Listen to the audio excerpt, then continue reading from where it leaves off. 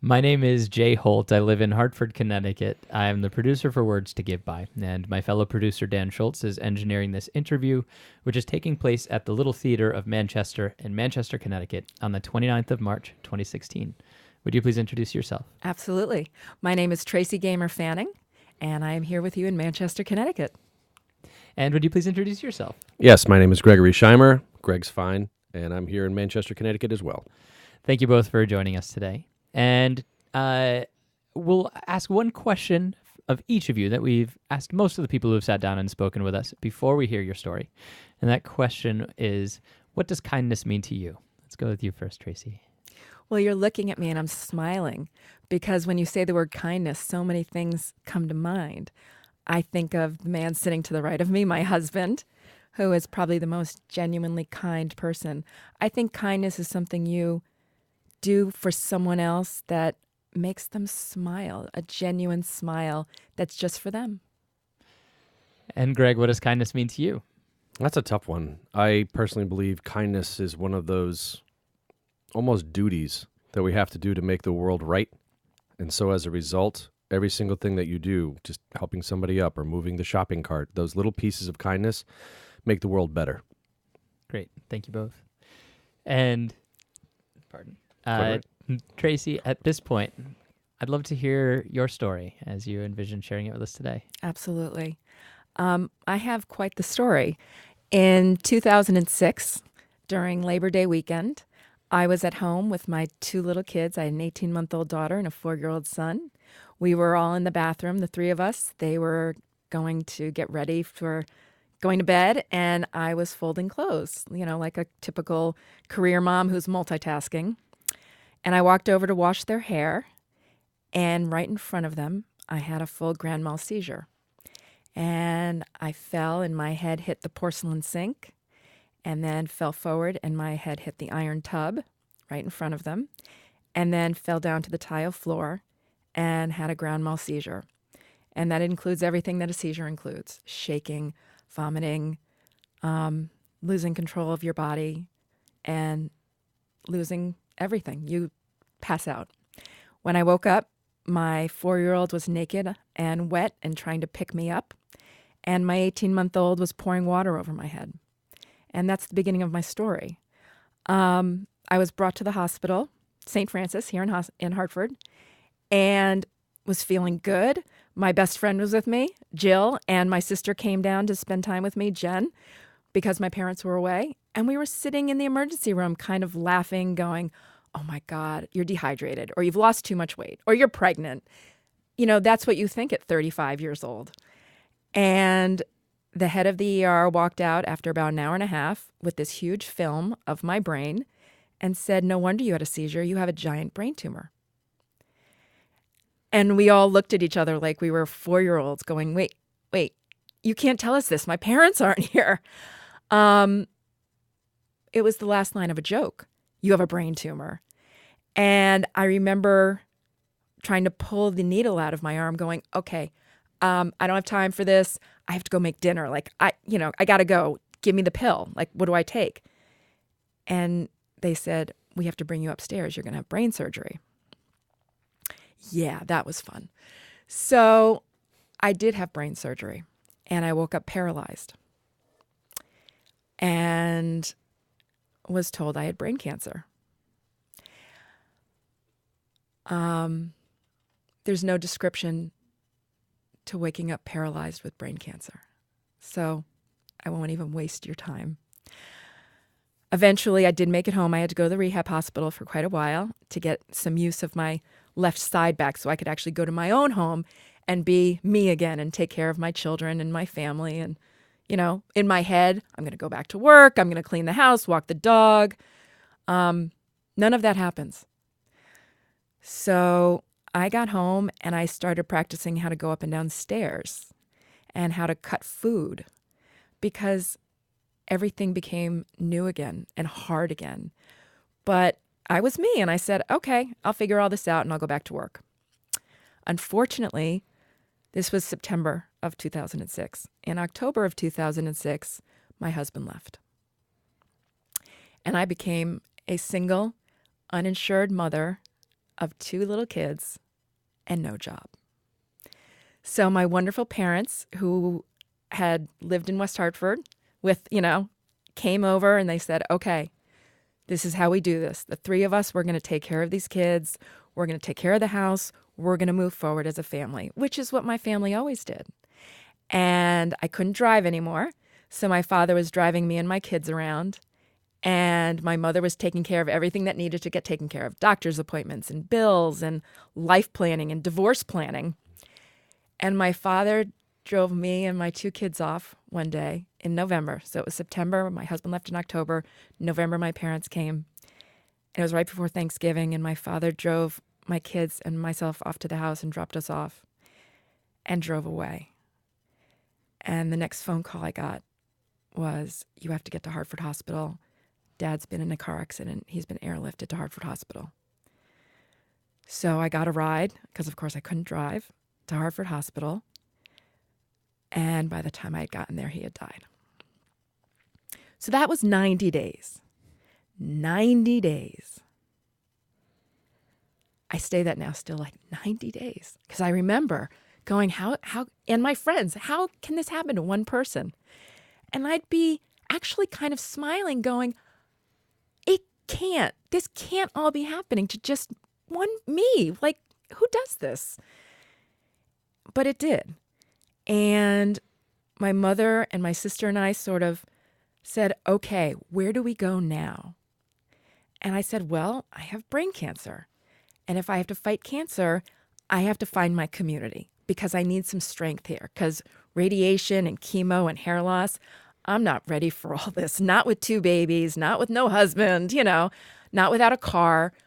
I said, I need to find my pink ribbon community, because I didn't even know what the color of brain cancer was. By the way, it's gray, which is such a depressing color anyway, but I call it now sort of silver. I wanted to go to group meetings. I wanted to walk in walks. I wanted to wear jewelry. I wanted to read books. I wanted to open up yogurt tops that had gray on it and knew I was supporting brain cancer. And none of that existed.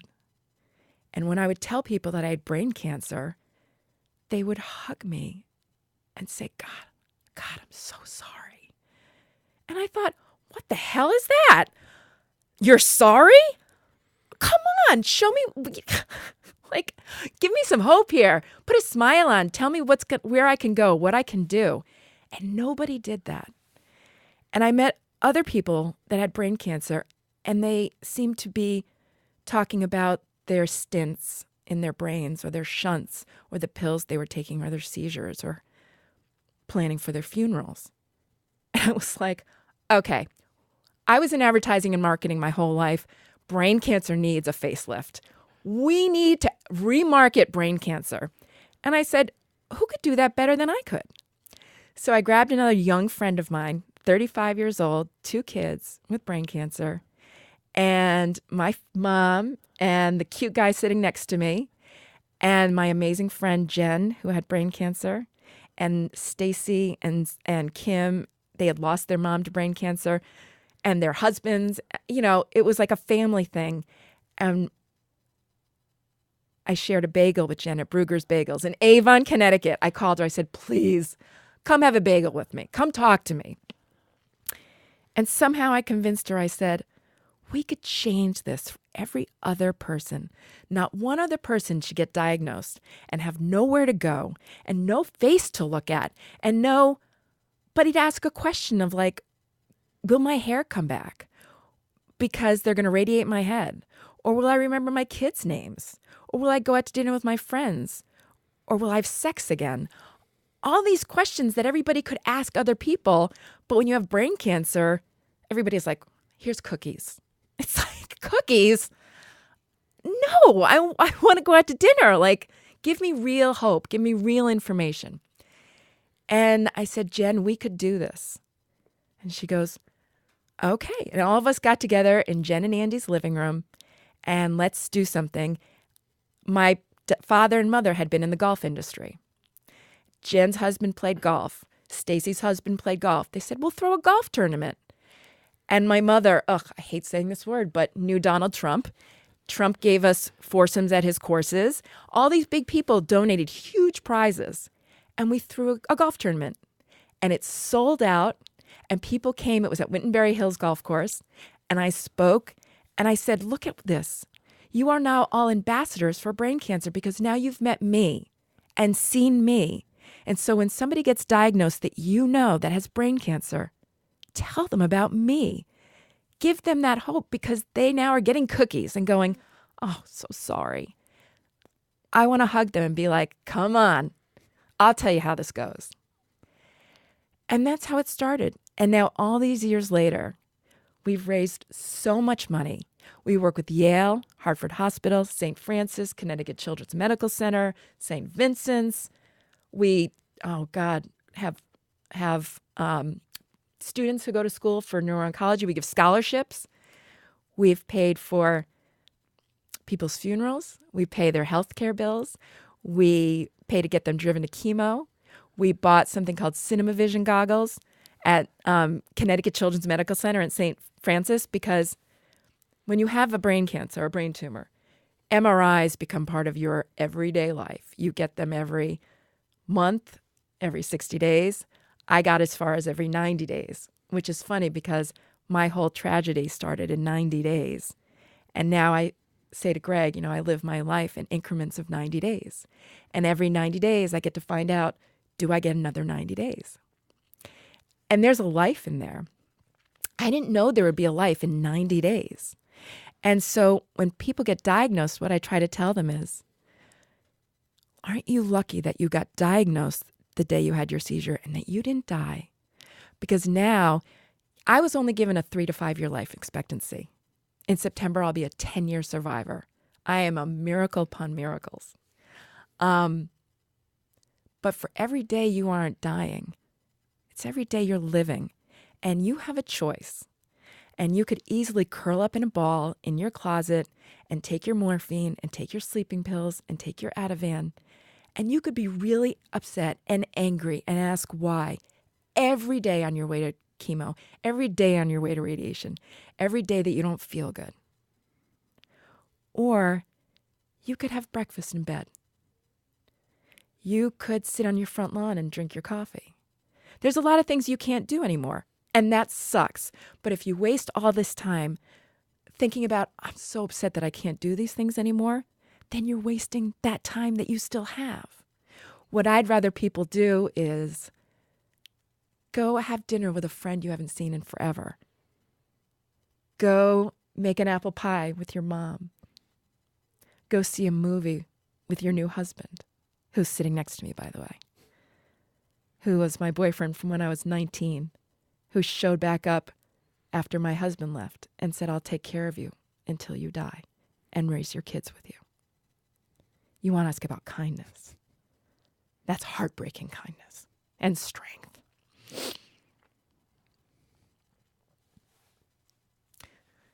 So if this is about kindness, kindness is about teaching people how to live when there's no more life left. Teaching them how to enjoy every single minute so that the people you're leaving behind will remember that you lived every minute. And there's nothing kinder to give to everybody in your life than leaving them knowing you lived.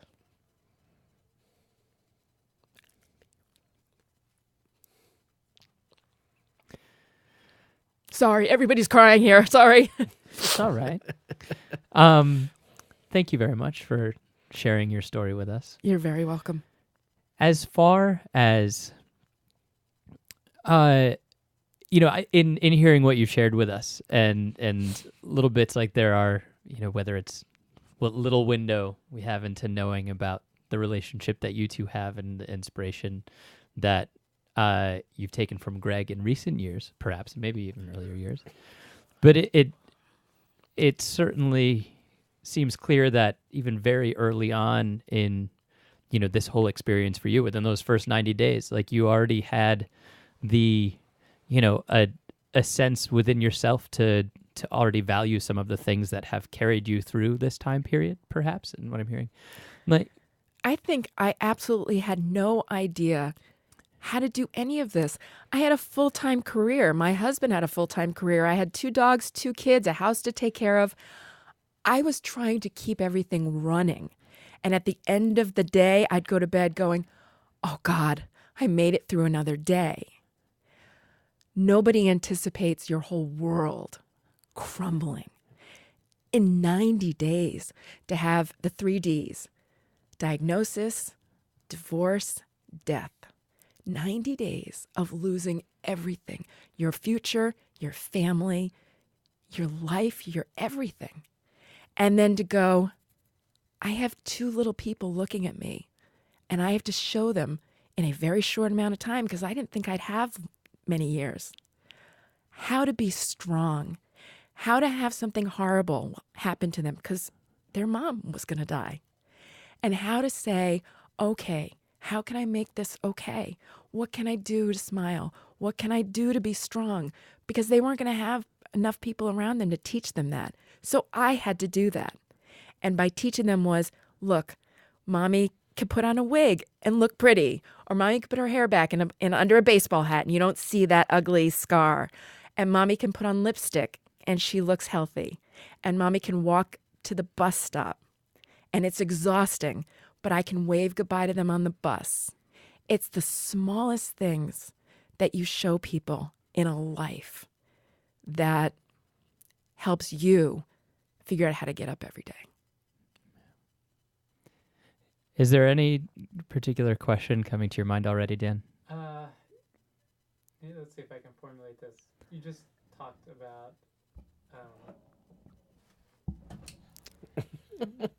talked about how you could show your kids like that strength. Can you talk a little bit more about how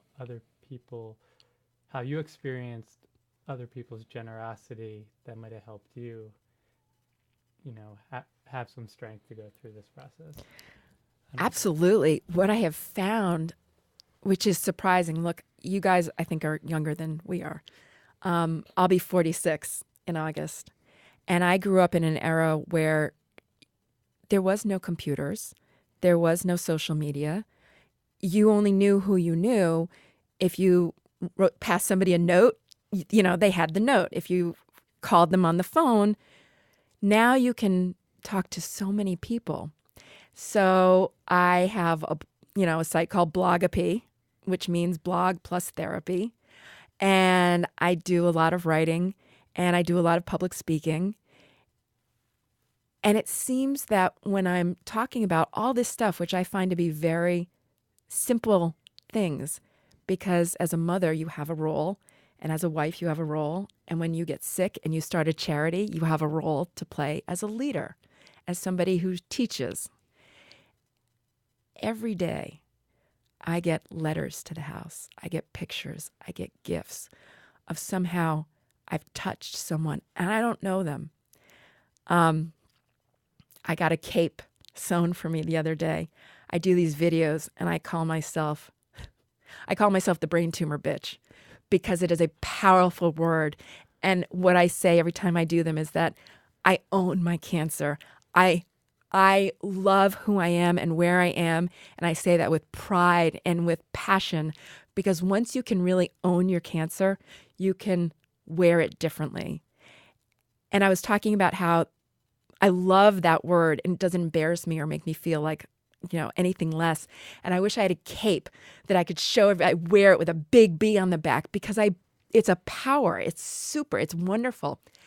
Well, a gift bag showed up on my doorstep the other day with a cape with a big silver B on the back of it.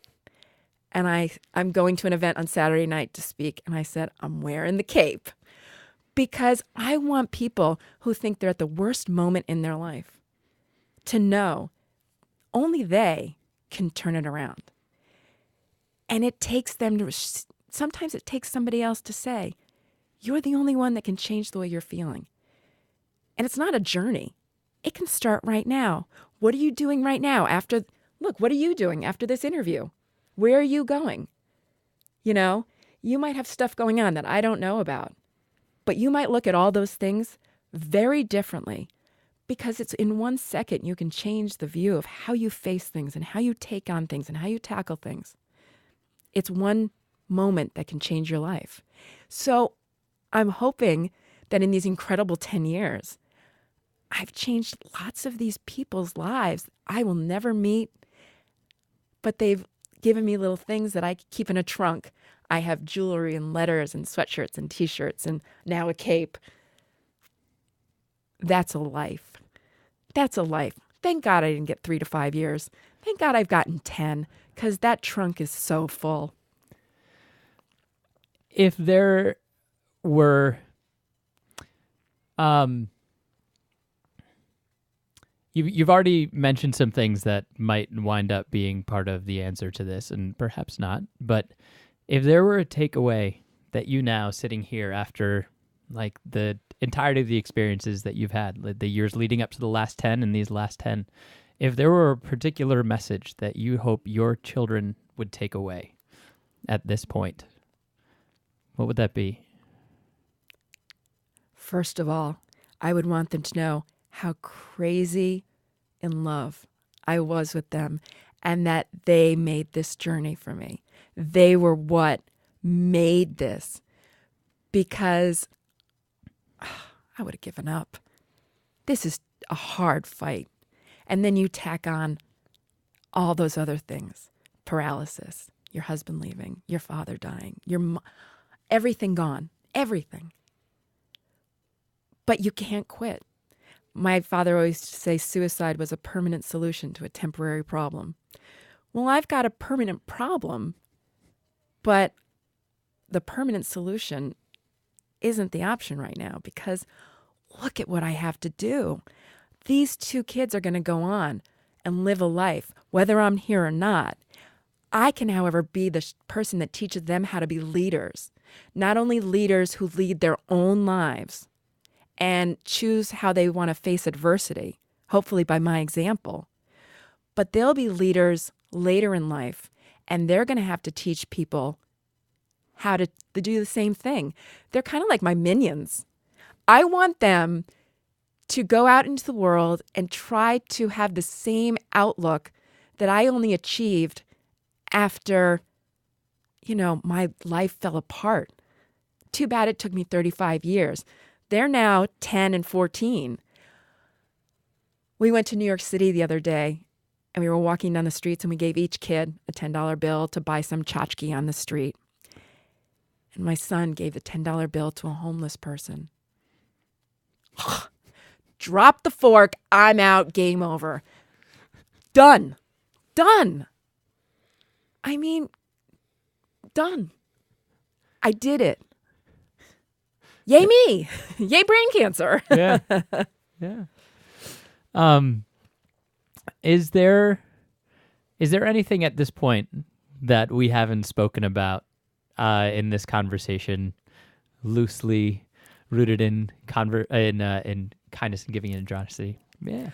Well, I guess I'll tell you really what I'm working on now, because it has transcended sort of into another journey, one that, again, I didn't expect I'd be on, but came out of this brain tumor. I was doing radiation, 6 full weeks every day of brain radiation. For anybody who's never had brain radiation, it sucks. It sucks. And my oncologist gave me a prescription for Marinol, which is the fake version of medical marijuana. It's only CBD. It has no THC in it. And said, try this, because I was taking Percocet, Vicodin, morphine, Ativan, sleeping pills, which is typically what they give to cancer patients. And I was taking them dutifully. And in order to get rid of the pain, I was taking not 1 Percocet, not 2 Percocet, at times 4, 6 at a time, because the pain is unbearable. And anybody who has cancer, who has real terrible pain, understands what I mean. The pain is what's unlivable. The cancer you can live with. The pain and the fear. If you can control those, you can have a life, a quality of life, until you don't have a life anymore. I had no more quality of life. I was in bed.